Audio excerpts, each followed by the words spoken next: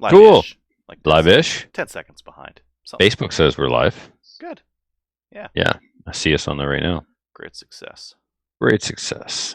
Do people know that we did well? I mean, we did say on Sunday we were gonna hmm go live on Tuesday, so Yeah, we're yeah, somewhat random these days. We just kind of do what we want. Want to do a yeah. show? We just show up. Here comes a show. Hold on to your butts. Mm, yeah. So what are we doing? I got my press set up. Let's see. Uh, uh, There's that Lee Classic Cast press. And what you don't see is behind there. I don't know if I can get to it. I've got one of those powder dropper automatic RCBS Chargemaster 3000s. Nice. And that's going to run my powder. And I don't know. I'm going to make up a bunch of 6.5 Creedmoor, maybe some 308. What I forgot was the case lube. So I'm only going to run like 100 rounds, so I'm probably not going to go get like the proper stuff. I'm probably going to find something around the house. I don't have like lanolin or any like super fancy case lube. So probably what I'm going to do is, I don't know, try a bunch of different stuff. I've already tried a couple different things. I was looking online and I saw a couple of different options, what people were using. Someone mentioned KY jelly, and it works. Not great. Very messy. Gets in your fingers. Gets everywhere, really. Tried some white lithium grease. That worked all right. Tried some. I'm gonna try a bunch of other stuff. You know what didn't work, or what was just like awful? Hmm. Carbon spray. What is that? Carbon graphite spray. Oh yeah, no, that stuff is Oh, it's horrible. horrible. That I didn't don't do even know what. anything. There must be one specific intended purpose for that product, Uh-huh. and I've yet to discover because it's awful. Like It's awful for everything. everything. It gets Yeah. on stuff and it stains it permanently. It's more like paint. Like I've heard that it's good for guns if like you're gonna go into like -40 weather, use graphite, and I've tried it and but it's the dry terrible. powder stuff. It's terrible. Yeah, the powdered graphite maybe, Mm, but the liquid stuff, no. terrible. I had a can of it once. I used it for one thing, and it was like on the shelf. You can just sit there with your other, Forever. with the other misfit toys. Yeah, I'm pretty sure that can of stuff I've got is like 10 years old, and every time I use it, I'm like, oh. What else? What else am I gonna try? I'm gonna try some dish soap because I saw that. What else? What else do you think I should try? You know me, man. Like smarten up, go on Amazon and get the right stuff. I'm not about the experiment. I'm not gonna do that. Okay, then get some ivory soap Yeah, and just rub a little ivory soap on it. yeah, I'm gonna do that. Yeah, dish soap, right? Yeah. Yeah. What No, no, else? not just soap.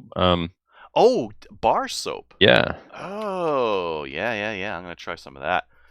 My wife's got some like coconut like stuff that you like rub on yourself or something like that. I'm gonna try that too. Coconut stuff.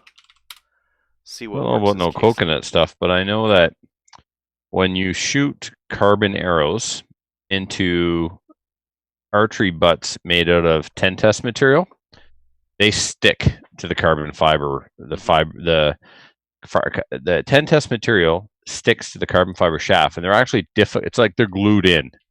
They're difficult to remove. So we apply a little bit of arrow lube to the end of the shaft. So you put it on the tip, and it comes out of a tight butt a lot easier. And I know these sound like innuendos, but this is just, It's you just know, science. It's don't just tear off the cock feather while you're pulling your shaft out of the Mhm. butt. Mhm. Also important. Good point. Yep. Anyway, some cheap guys who didn't want to buy Aero Lube reportedly would take a bar of ivory soap and rub it on the shaft, and it would act as a lube. Hmm. So I'm curious as to whether or not a little bit of soap on your 308 case will get it in and out of the die. I predict you're going to destroy a die by the time I this is think all that done. if you got soap on the shaft, it would sting in the butt. Like that's what I think would happen. Yeah. No. It's never been reported, but I mean, your logic is sound, Yeah. Yeah. especially if you got it in your eye. Oh yeah. Definitely. I don't think I'll just try to die. I think I'll, you know, find out really quickly which ones. Like the graphite I tried putting in there, it was like, nope, I ain't going nowhere. Let's pop Mm. that. Let's pull this into reverse and try something else. But yeah, it'll be fun anyways. I didn't really find like a lot of really good resources other than the guys doing like the lanolin stuff. But I think they did that during times when it wasn't like you can't go, like you shouldn't go outside and go like hang out with all your buddies at the store. So Mm. Very true.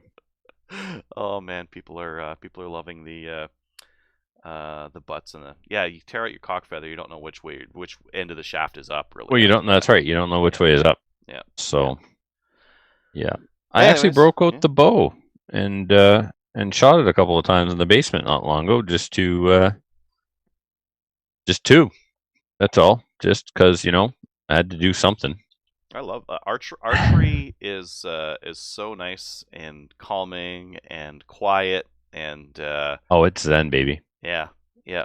Actually, this would be a perfect time for it because you can go out into a park and shoot your bow and arrow and just be like, "Don't come near me," and people already get the message. Yep. Let them know who's running the hood. Walk up and down the street with a compound bow.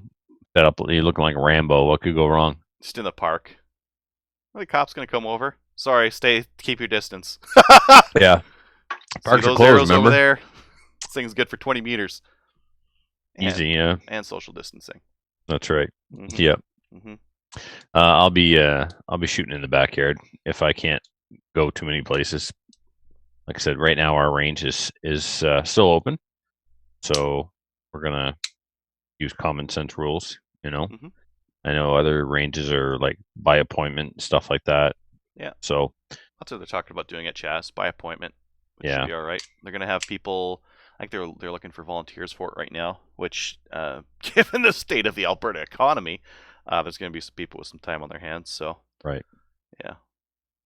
I'm looking forward to just getting on there and cleaning it all up.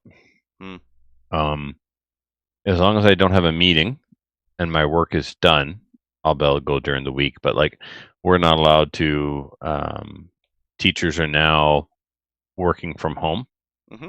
We're coming up with home learning for the kids to do, and so during the day we've got to be next to our email, available for stuff like that. We're attending meetings, so I can't just like, it's Wednesday, I'm taking a drive to Moncton. I can't. Not that you're supposed to do that anyway, but I literally can't.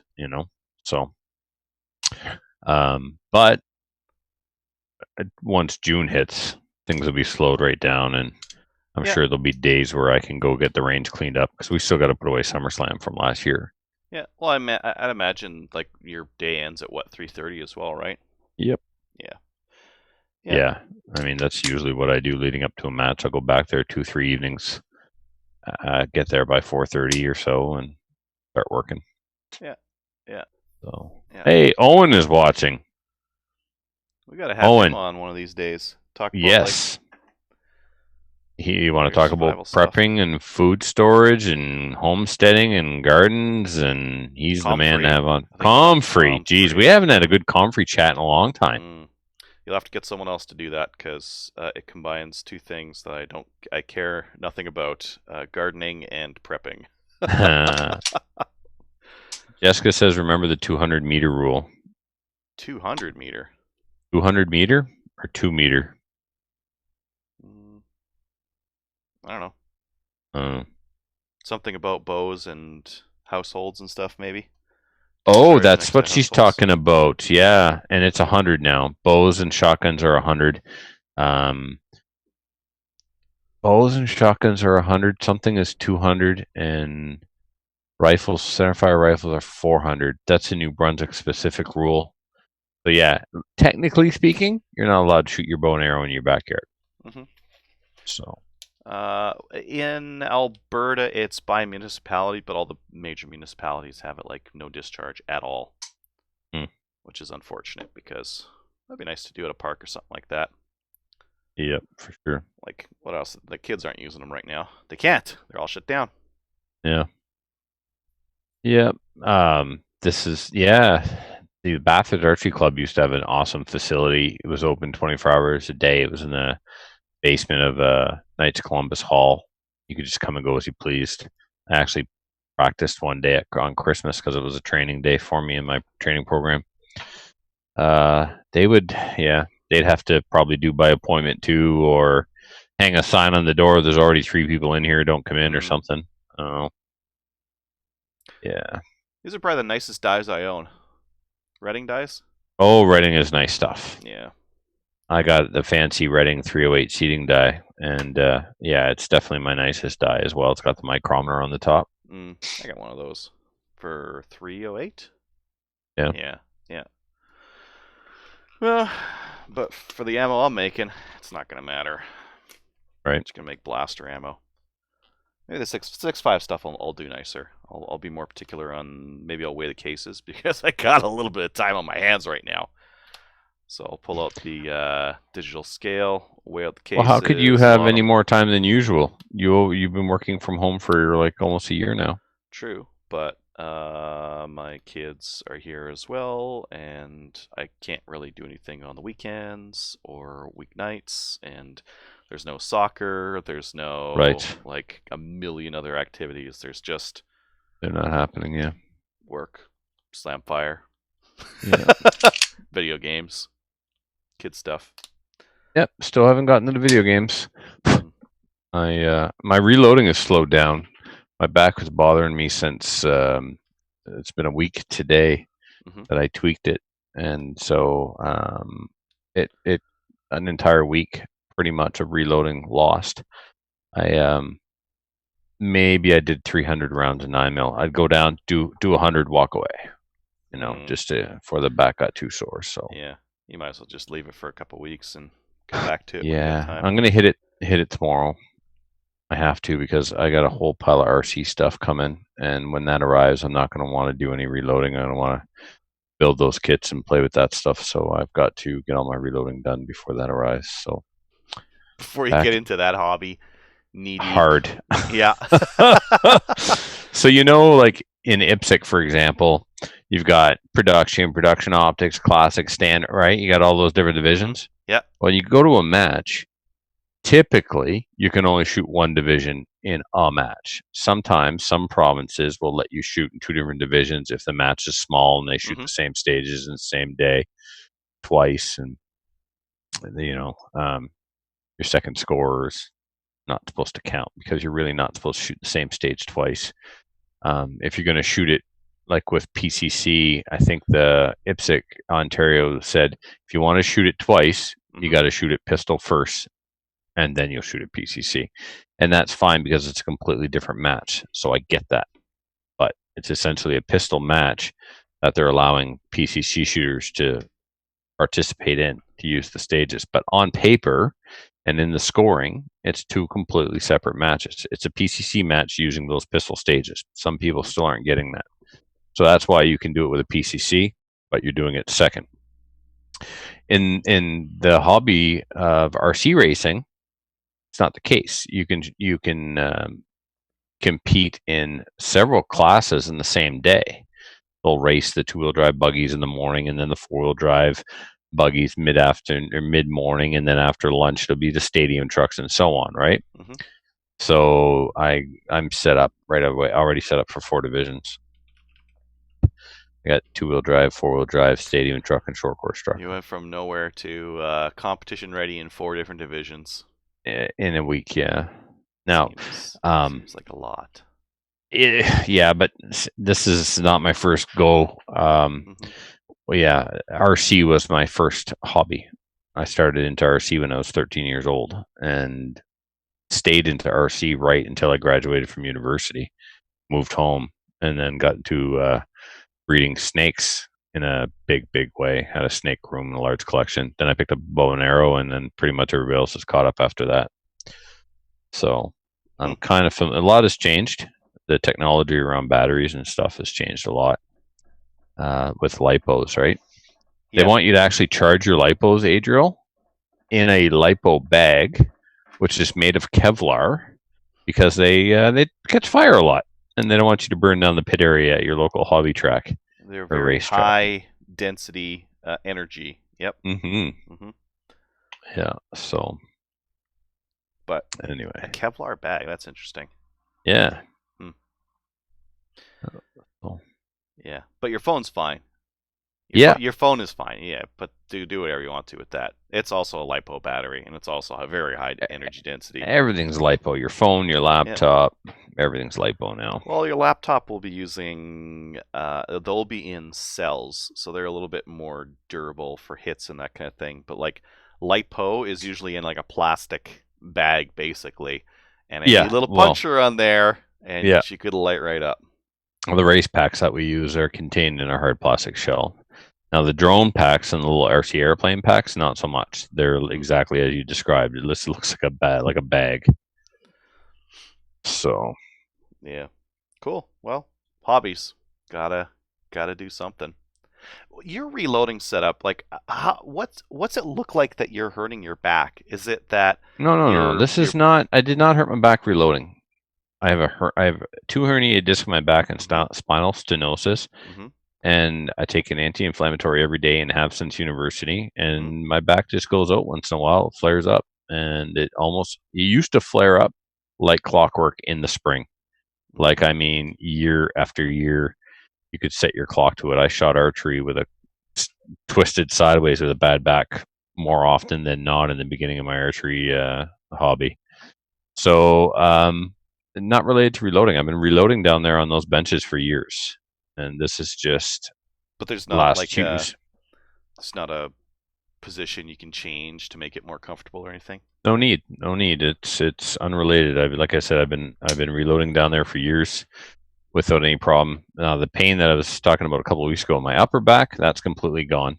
Whatever that was has gone away. Last Tuesday I went out to mail an item, a gun, at the post office, and I don't know if I twisted it getting in or out of the truck, because when I woke up that morning, I was 100% good to go. And it was shortly after I returned home from the post office that it started to go. And Wednesday and Thursday were brutal, and then it's gotten better every day since. Pretty much 100% out of the woods now. Cool. Yeah, I'm not doing anything that's strenuous on my back right now, so. Someone has asked if I'm seeing a chiropractor, and I have. I've gone through this rant before. I've done physiotherapy, chiropractor, acupuncture. I've had my back go out when I was fat. I've had my back go out when I was skinny. There's absolutely nothing that speeds up the recovery process other than just staying active, and maybe a little bit of yoga poses and ice.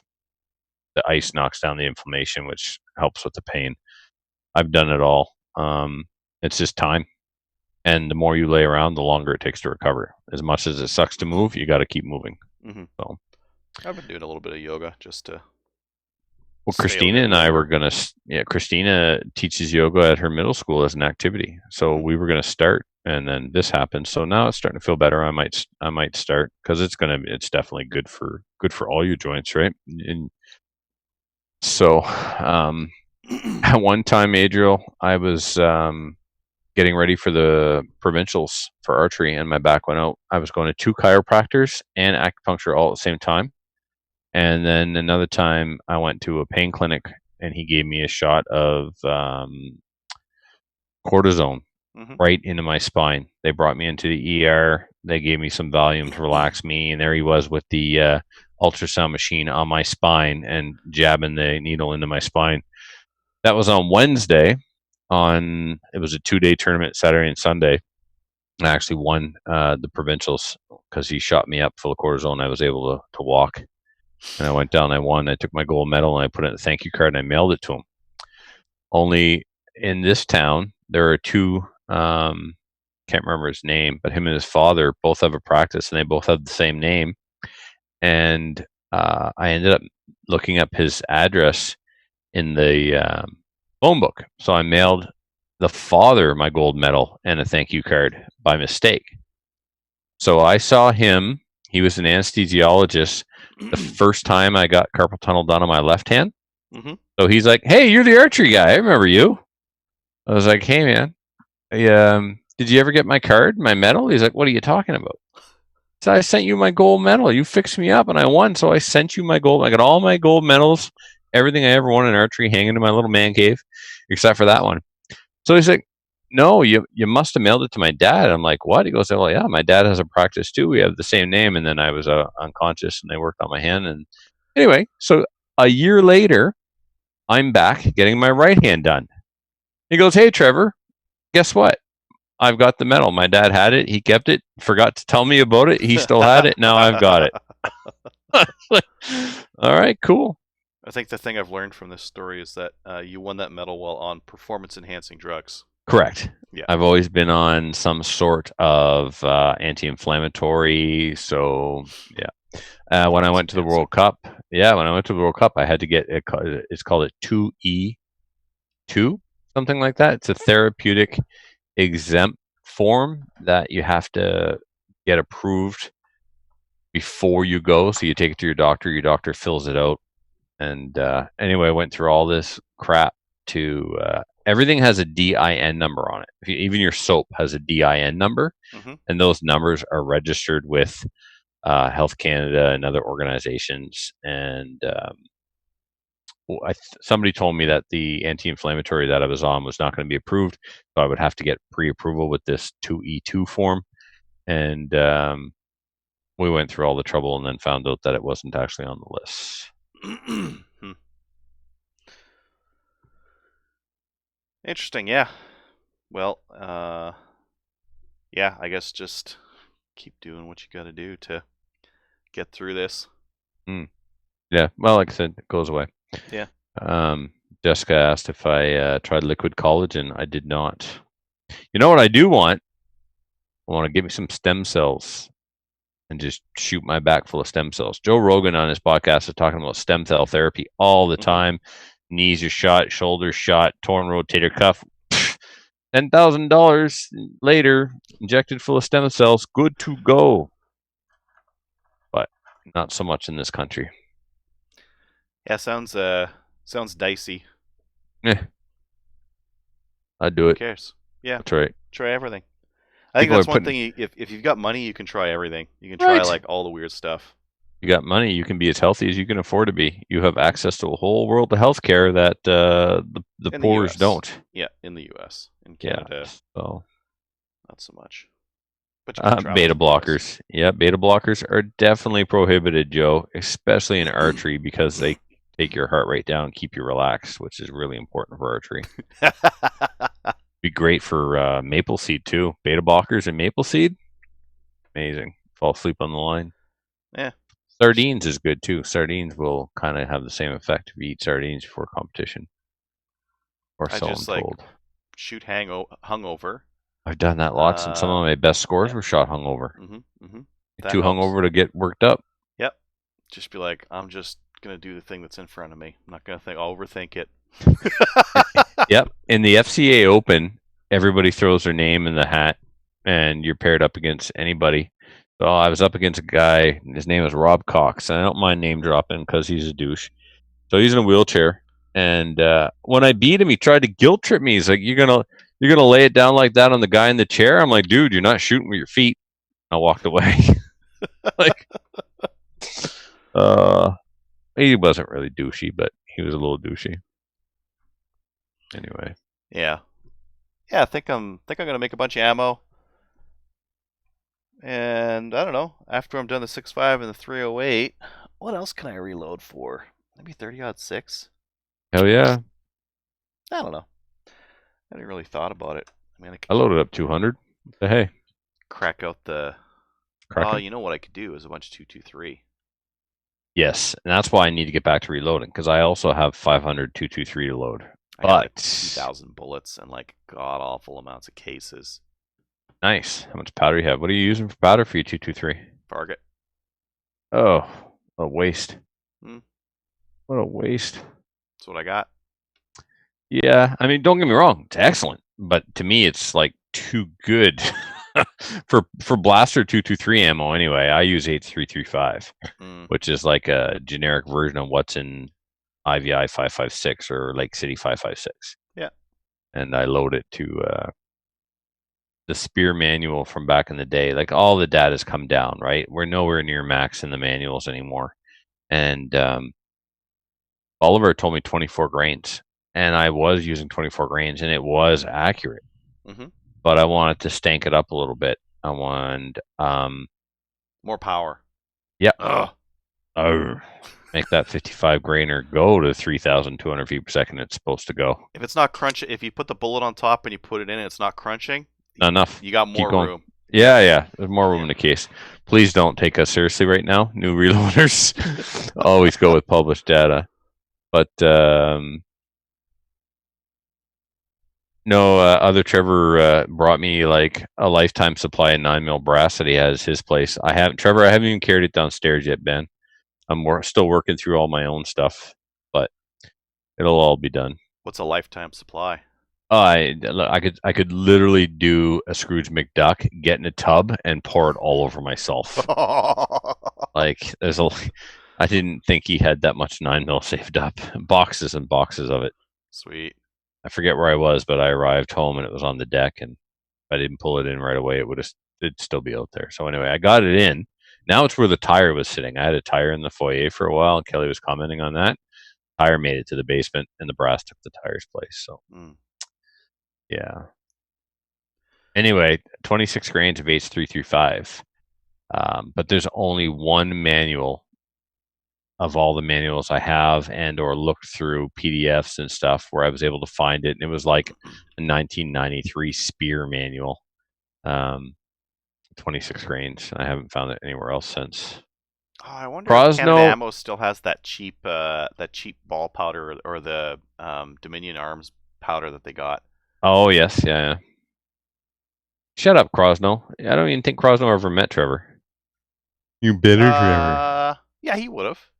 Oh yeah, he would have met. Yeah, he would have yeah. met him at the charity shoot. Yeah.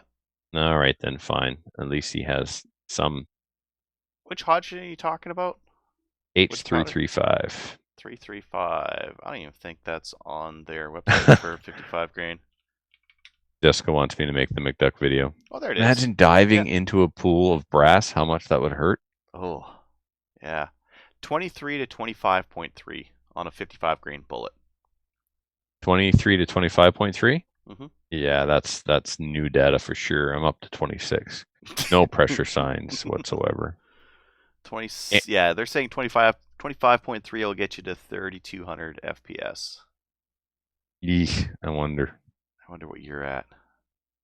I should crony it for fun when I get on the range this year. And plus, I'm shooting it of an 18.6, right? So. These guys measure it off of a 24-inch barrel, so you're probably going to get less. Yeah. Well, you might get 3,200. That's right. I get like right around 3,000 out of my 16-inch barrel guns, with most 223 or 5.56, 3,000, 2,900, somewhere around there. Yeah. Yeah. Be cool to get 3,200, but yeah. The Norinco stuff is 3,200. That I actually did crony. I think I cronied my 24 grain. My 24 grain 55 load too. And that's when I was like, nope, I need to bump this up. It's probably like Captain Andy starts at max and goes up. And when he sees pressure signs, he stops. And he finds the best load between the max and the pressure sign. Okay, like I kind of do the same. I usually go, like, if it was 25.3 for a max, I'd be like 25. And I just make 10 of those, shoot them. What's the accuracy like? Good enough. Okay, make a bunch like that. Yeah, that's kind of where I am now. Like, like the ball 308 that I loaded for the M14 and the 308 Grand and the Stag 10. That's what I did. I looked at the manual. I went into the service conditions section of the Hornady manual. 44 grains, good enough. Called it good, and it shot good enough. Like, I'm more than happy with the accuracy out of the Stag 10 for that bulk ball ammo. Yeah, and I mean, there has to be a difference between like match and like you don't have to make every round a match round. I used to. I used to too. I used to make like match hunting ammo. Yes. Like, what's the point? What's the point? Why not? Something to do. If you get one MOA, you're gonna smoke your deer from a ridiculous distance away as long as you can range it properly. Yep. Nothing. It does like Even the difference between like 1 MOA and 1.5 doesn't really matter that much. Not really, but No, I just like what I love about reloading is that we can control all those variables, and we can make the ammo as precise as possible. Like you can uniform your flash hole. You can deburr the flash hole on the inside. You can uniform the primer pocket. You can use match primers. You trickle the powder in so every powder charge is identical. you can make cheap ammo. You can make cheap ammo.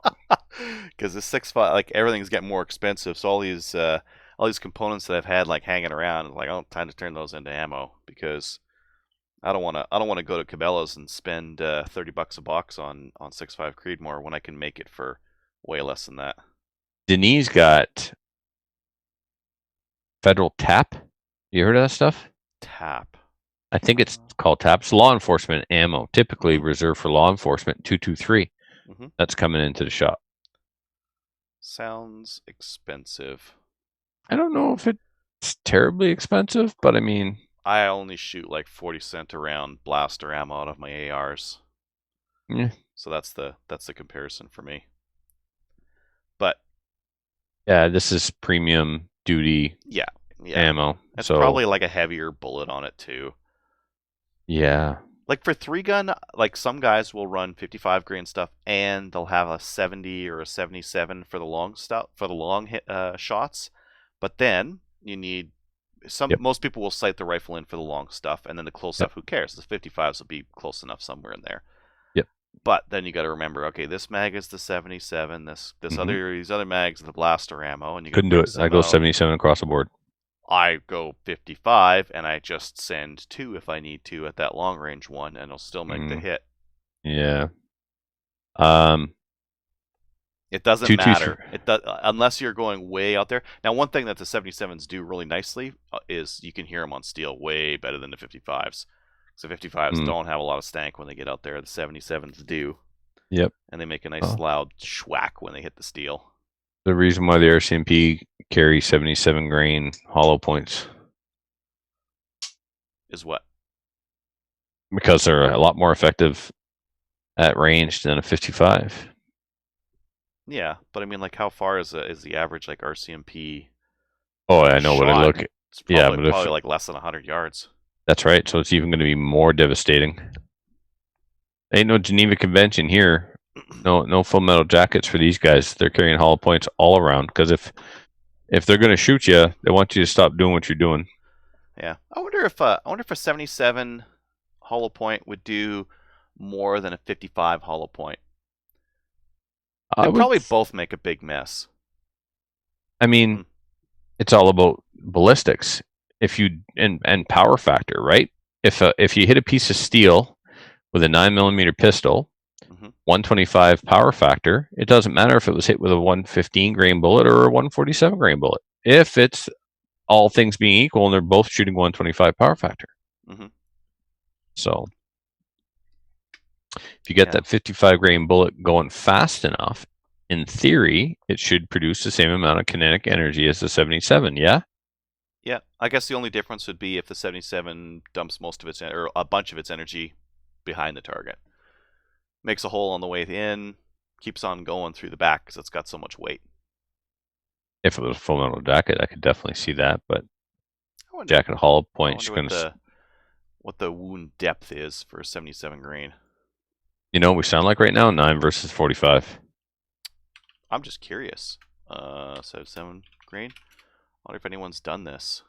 Oh, fragmentation for 77 grain is greater. Bloody, bloody, blah. I don't want to do this on the air. All right. Yeah, but Do you know what we can do on the air? what's that? We can, because it's already been almost an hour, we can go through the RCMP safe storage booklet and kind of beat it around and share our interpretations of it, reminding everyone that we are not lawyers. Nothing on Slamfire Radio is to be construed as legal advice. The show is for entertainment purposes only, yada, yada, and so on, entertainment, so on. Mm-hmm. Mm-hmm. Hashtag not a lawyer. Not a lawyer, but we're gonna read the thing off. Yes. Yeah. You're gonna read the thing off? You're gonna share your I'll screen? read the thing off. Yeah. I do the sharing of the screen. Stand by and let me close all the porn sites. Yeah. We'll leave the good ones up, just in the tabs, just so people know, what your taste is in. Just checking. I got a whole bunch of Facebook messages. Weird. Captain Andy's trying to sell me a trimmer. All right. Share screen. Gene, screen, share. There we go. Green button. Yell at it a little bit more. Share. That gets it. Yeah. You have to say, "Okay, computer." Share, bitch. Share. All right. So, safely storing, transporting, and displaying firearms. All right. These rules apply to individuals. There are different rules for businesses. It is divided into, excuse me. I had a pizza tonight, Adriel. A pizza. It's coming. You know what's not keto? Pizza. Pizza. But I don't care. Quite tasty. It was amazing. It was a pizzeria around the corner from me that I used to go to often when I was a fatty, until they just ripped me off one day with a really bad overpriced pizza. This was the pizza, the old school. It was amazing. It was a donair pizza. It was amazing. But I hate myself. I'm probably going to make myself throw up later. Okay. So first thing it says, of course, is unload and lock your firearms. Storage. Store the ammunition separately or lock it up. It can be stored in the same locked container as the firearm. That is the third thing said in this booklet. But it's that's the baller way of doing this. Get a safe and put your guns and your ammo in the same place. Exactly. Now, so if you have a non-restricted gun, it need only be A, unloaded, and B, trigger locked. The ammo needs to be stored separately from that firearm. If you do want to keep them together, they have to be locked up. So the firearm with a trigger lock in a case and a lock on the case. Non-restricted firearms. Attach a secure locking device such as a lock or cable lock, or remove the bolt so the firearm cannot be fired. Or lock the firearm in a cabinet, container, or room that is difficult to break into. Okay, so lock or cable lock, or remove the bolt so the firearm cannot be fired, or lock the firearm in a cabinet, container, or room that's difficult to break into. It does not say trigger lock it and lock it. It says or. Big black bold letters. Or lock it in a cabinet. So it's trigger lock or lock it in a cabinet, container, or room that is difficult to break into. So if you've got it in a safe, you don't need to have a trigger lock on it as well. Correct. And the same is true for restricteds if they're in an actual safe. I keep a trigger lock on my restricteds all the time because the very first thing I have to do when taking it out of the house is what? Trigger lock it. So there's no point in keeping the lock off at home. Unload non-restricted firearms can be kept unlocked. Sorry, let me read that again. Unloaded non-restricted firearms can be kept unlocked temporarily if they are needed to control animal predators in an area where firearms can lawfully be fired. Ammunition must be kept separate or locked up, or in a remote wilderness area, ammunition may be kept readily accessible. All right, so that's all your non-restricted firearms. And that's strictly for storage because we're going to talk about transporting soon. Yeah. Restricted and prohibited firearms, and they show pictures of handguns here. Attach a secure locking device so the firearm cannot be fired. Lock them in a cabinet, container, or room that is difficult to break into, or lock the firearms in a vault, safe, or room that was built or modified specifically for the specifically to store firearms safely. So I built this room specifically to store firearms in. That's what this room was built for. Says who? Says me. That's what I built it for, right? And it's not easy to break into. No, exactly. It was built to be difficult to break into by having solid walls, not sheetrock, by having a steel door with armored hinges and a deadbolt and a Mm-hmm. lock, and this frame is steel and the door is steel. So attach a secure locking device so the firearms cannot be fired, and lock them in a cabinet, container, or room that's difficult to break into. Or, now here's the or again, lock the firearms in a vault, safe, or room that was built or modified specifically to store firearms safely. For automatic firearms, also, so on top of everything else you've seen so far, also remove the bolts or bolt carriers, if removable, and lock them in a separate room that is difficult to break into. If I had They any want the full autos, firearm. I'd be super pissed about this because this is getting ridiculous by now. Yeah, if you had a prohib, you have to store it with the bolt locked up This somewhere is else. starting to look like Harry Potter's Horcruxes scattered around the world. Now, you know what's interesting about this bulletin is that first bullet is seems like a lot that they're adding into that's not really necessary there. Like if you're gonna container or room or something like that or a cabinet, um, realistically, here in Canada, our gun cabinets are considered safe as long as they're steel and with a decent lock on them and whatnot. It's a safe. So chuck your restricteds in there with no trigger lock in them. The only time you need realistically speaking, you trigger lock and lock a container like a case, or I guess like a crappy cabinet, maybe. Yeah, like if you got a gun cabinet with glass doors, trigger locks. But this is difficult to break into. Well, glass is not difficult to break into, so Yeah. they're So locked in there. But I mean, that's the they're and though on the top there. On the top there it says and it's difficult to break into. And I think glass wouldn't actually qualify for that. that's So I right. don't think you could put a trigger lock on a pistol and chuck it into a glass cabinet with like a one of those key locks on the front where you can just smash it and take it kind of a thing, right? Yeah, not a restricted and non-restricted, yes, but not a restricted. But So. the restricted you could lock with a trigger lock and put it in a little black container that has a little tiny little cable lock on there, and that'd be That's fine. right. Mm-hmm. Yeah, the case it came with. Which is Okay. silly, but yeah. So before we start the section on transporting firearms, keep in mind that this is the Federal Firearms Act. That's where these guidelines come from. And that your province may have its own regulations around the transportation of firearms in or out of the hunting season. Okay. If I want to transport a non-restricted firearm in New Brunswick, I need to get a permit unless I'm a member of a club. Or if I'm hunting, I'm good. If I'm not hunting, according to the province of New Brunswick, I don't have a lawful purpose for transporting my property. And if it pleases the Crown, I would like a permission slip. So there's ways around this. You get a hunting license, or you join a gun club. And your gun club is actually your ATT for non-restricteds, believe it or not. So that's why most people in New Brunswick get a varmint license, and then it doesn't matter. All of this goes away.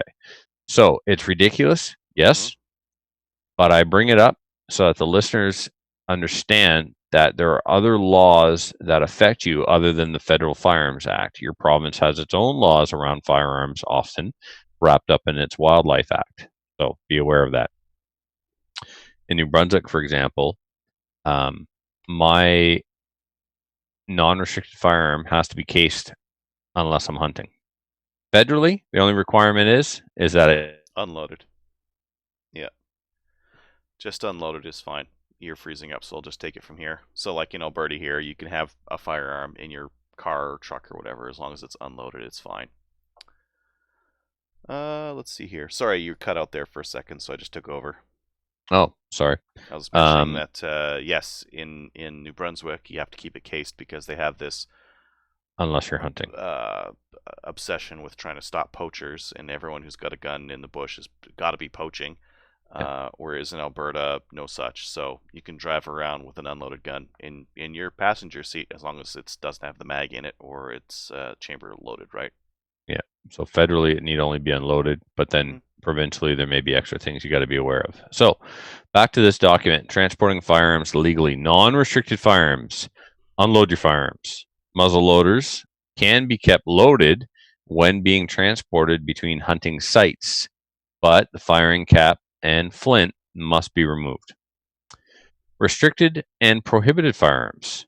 Unload the firearms and attach a secure locking device to the firearms and lock the firearms in a sturdy, non-transparent container and remove the bolts or bolt carriers from any automatic firearms if removable.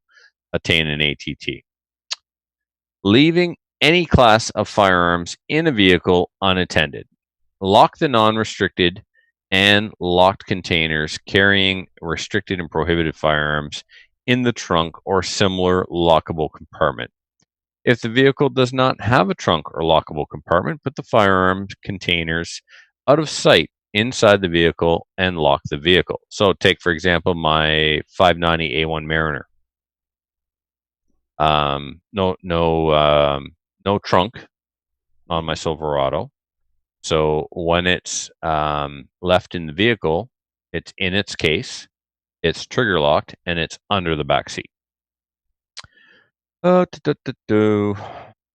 you are in a remote wilderness area and cannot lock your non-restricted firearms inside your vehicle, unload them and put them out of sight.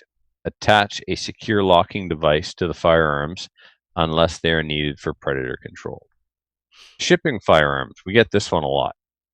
Firearms must be unloaded, packaged, and shipped without ammunition in a safe and secure manner to prevent accidents and deter loss or theft. I kid you not. I was going to the post office in town here one day, and he goes, "Trevor, you've got to see this."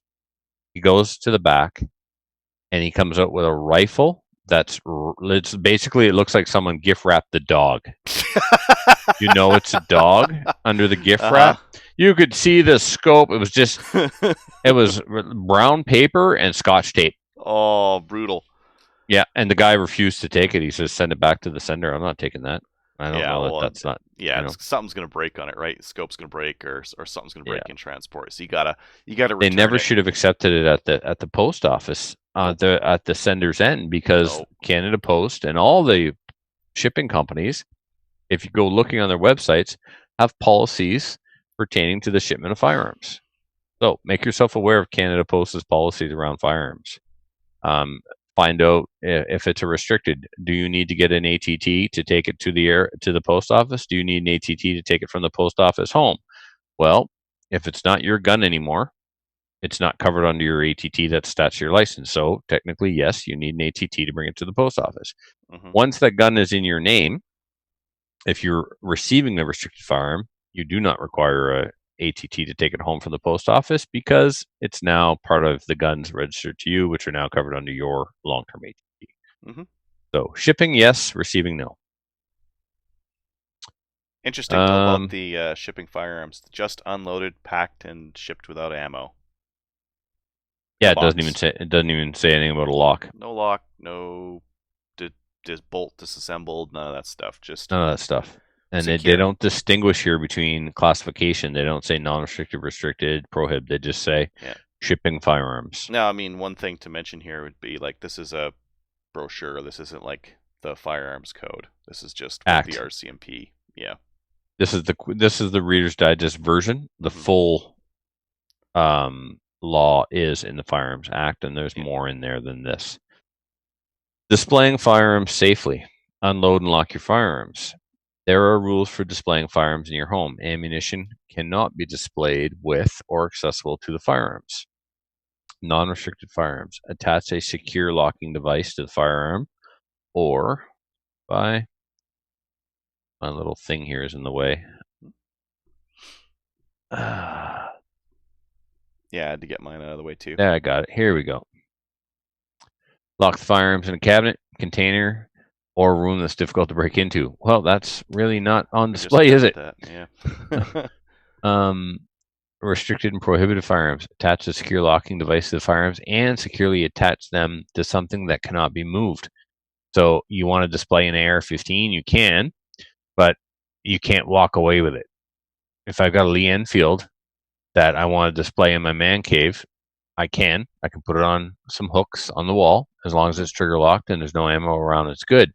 I can do the same with a restricted firearm, but I have to cable lock that firearm to the wall or to the um, shelf or whatever. Ridgeback racks were a cool thing, man. They were like this laser cutout. It was like the silhouette of an AR or the silhouette of a shotgun, and you would screw that to the wall, and your shotgun, let's say it was an 870, it looked like the silhouette of an 870, and there was a lock built where the trigger guard would go.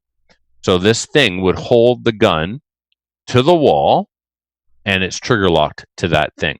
Well, that's neat. Yeah, it was very cool. But they went under. I don't know why. They were quite popular, showing up on YouTube videos for reviews and stuff. For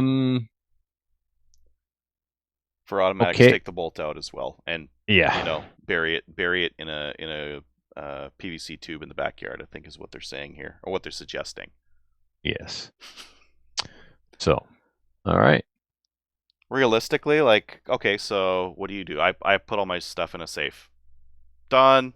Don't need trigger locks on them.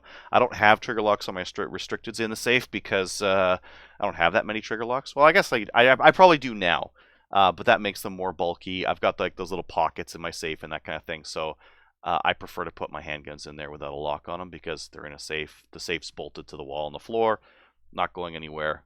Yeah, you're worried about bulk.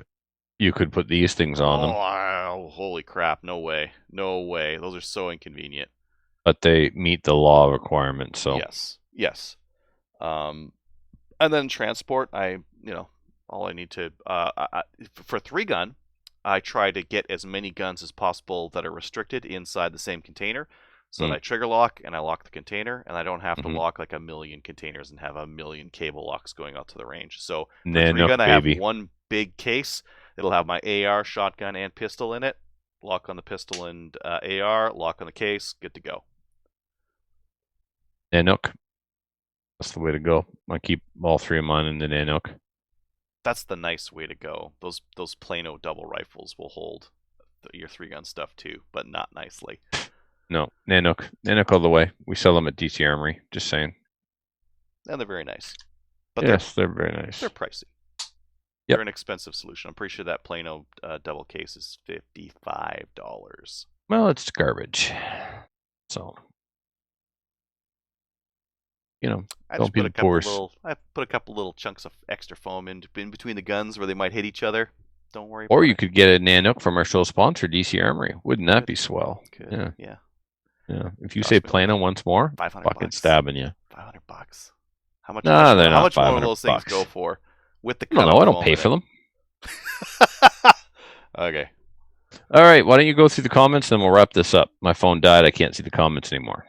Let's see here. Oh, Luke was mentioning about the caliber restrictions in New Brunswick. They are only in effect next year in New Brunswick. Yep. So after that, I think you guys are pulling them off, which is one silly rule that you guys will have less of. Got a couple more that you got to get rid of, but I think they're working on it. Tim's saying, "Oh, mine shouldn't be standing in the corner loaded? Oh, I'd better change. Oh, wait, I live in a free country. Carry on." Yeah, the whole idea of like a home defense gun in Canada with these rules is it's pretty hard to do. Like you need to get to some ridiculous. Got to be mag fed. It's got to be non-restricted, and it's got to be quick to access. Well, it doesn't have to be non-restricted. Like a restricted handgun and a loaded mag can be right next to it in a safe. But you might have to fight that fight in court about why it wasn't trigger locked. No, because restricted. Restricted. Yeah, I know. But need to be trigger locked dude, inside a safe. let's pretend for a second you remember what happened to Ian Thompson. They will try everything and they will lie. They said that the man's house was so small that he could never get the ammo far away enough from the gun to satisfy them. That's how desperate they got. They made stuff up like that. Yeah. So that's why I'm saying non-restricted. That's the lowest risk option, yes. Lowest risk option is non-restricted, mag-fed. Not a You gotta shot, not stack a the deck in your shotgun mag favor. fed because A keeping pump action shotgun mag fed that works. I disagree because the plastic shells left under tension in a mag will deform and not feed. And if you go to enough 3-gun matches, you'll see that those plastic shot shells inside a shotgun mag will deform just like that. If you leave them long enough, There's nothing touching the plastic in this mag. It's all on the brass. Oh yeah, you've got high brass stuff. That might be fine. It's all about. Yeah. You got a plan for these things. Don't use garbage. What's that say? $4? I hope you read that, Mike. Just in case you have bucks around your house. If there are any bucks around this house, I would be really happy. Yeah. So, right ammo for the right gun and job and stuff. Yeah. So I mean, like, and a long story short, it's a pain in the butt in Canada. You're not going to get the jump on anyone who's like in your bedroom or anything like that. That's hard to see, but that was a 45-70 300 grain. You also need to plan ahead for these things, right? Ensconcing, where you're going to go, moving the kids around, stuff like that. Like if you're on the second floor, you have a tactical advantage. They've got to get upstairs to you. You can yell from upstairs. There's nothing good up here for you. There's nothing up here but the misery and pain. There's just, you don't want what's up these stairs. You need to turn around and rethink all your life choices and get out of the house. Yeah. Go to church. Become a Christian. Go back to Sunday school. Let's see what else we here. How many long guns can I legally carry in my Fiat? I think that's a challenge, really. How many do you own? How many can you stuff in there? It's going to be like, I think it was in the 70s where they tried to get as many teenagers as they could inside a car. It'd be like that. Yep. I'm just trying to see if there's anything else that's new. I don't think so. Yeah, Tim met Trevor and won that med kit. Yeah, the bag, yeah. Did you ever do anything with the NR rifle review forms people filled out? Yeah, I talked about it on the last Slamfire Radio, and I will do a full report of it when I get time and when there's a little bit more data. Because there's still people, I'm still seeing 20 to 50 people filling that thing in every day. So still getting lots of data on it, and I'd like to get as much as possible, because the more data you have, the more statistically significant those numbers are. Like if I have one person out of 4 that says that their rifle failed, that's not really statistically significant. I need 20 or 50 people per gun kind of thing. Right. Or as much as possible. If anyone's looking for a Lee Enfield, I'm selling my my number 5 jungle carbine for $650 shipped. It's on CGN. Hit me up. Cool. Anything else? That's it, man. Wrap this bitch up. Let's wrap it up. All right. Oh, Kelly says hi, everyone. She was on another call and was unable to attend, but she loves you and misses you all. There we go. Except for you, Adriel. She doesn't like you. I know. I just talked to her yesterday too, and the day before. Really? Yeah. When you don't even have to, you still talk to her? No, it was Maple Seed call and this call over here. It's just it has been all day. Kelly all the time. All you Kelly can't get all away the from time, her. or there's Kelly now. Oh, speak of the devil. Yeah, speak of the devil, and she shall appear. We were just literally saying goodbye, Kelly. Bye. I was saying nice things about you. Adriel was throwing you under the bus. Yes. Yeah.